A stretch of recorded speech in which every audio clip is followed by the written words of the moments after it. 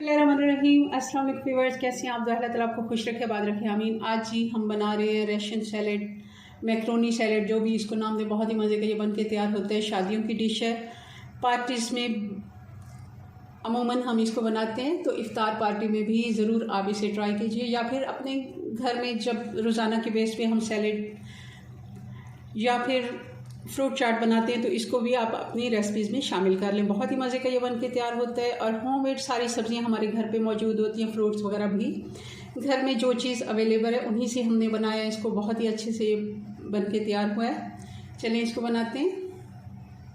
तो सबसे पहले सॉस पैन में हमने पानी रख लिया है बॉयल होने के लिए। अब इसमें डाल देंगे 1 कप आलू क्यूब्स में कटा हुआ। आलू को 2 मिनट हो गए बॉयल होते। अब इसमें डाल देंगे गाजर 1 कप, और 2 मिनट हम गाजर को भी दे देंगे क्योंकि आलू ज़्यादा टाइम लेता है, उससे कम गाजर लेती है और सबसे कम टाइम मटर लेते हैं। 2 मिनट हो गए हैं गाजर को भी। अब इसमें डाल देते हैं मटर, ये 1 कप से थोड़े से कम है,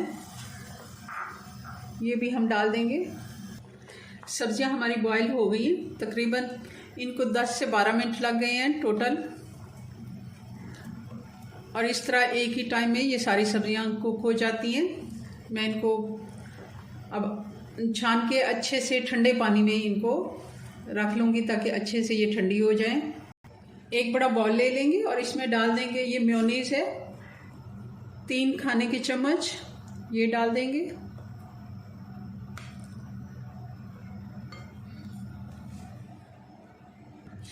आधा कप ये फ्रेश क्रीम है। पिसी हुई चीनी डाल देंगे 2 टेबलस्पून। पिसी हुई काली मिर्च 1 टीस्पून, ½ टीस्पून नमक या अपने टेस्ट के मुताबिक।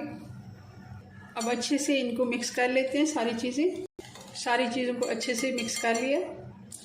अब डाल देंगे मैक्रोनी, ये 1.5 कप मैक्रोनी है बॉईल की हुई, और अच्छे से इसको मैंने ठंडा कर लिया था, बॉईल करने के बाद फ्रिज में रख ली थी। और अब डाल देंगे सब्जियां सारी बॉईल की हुई, और 1 सेब है, इसको मैं फ्रेश ही काट के डालूंगी। इसको काट के रखें तो ये ब्लैक पड़ जाता है। ये सेब, ये भी तकरीबन 1 कप ही हो गया है। ये किशमिश है 3 से 4 टेबलस्पून। और सारी चीज़ों को मिक्स कर लेते हैं अच्छे से। सर्विंग ट्रे में इसको शिफ्ट कर लेते हैं।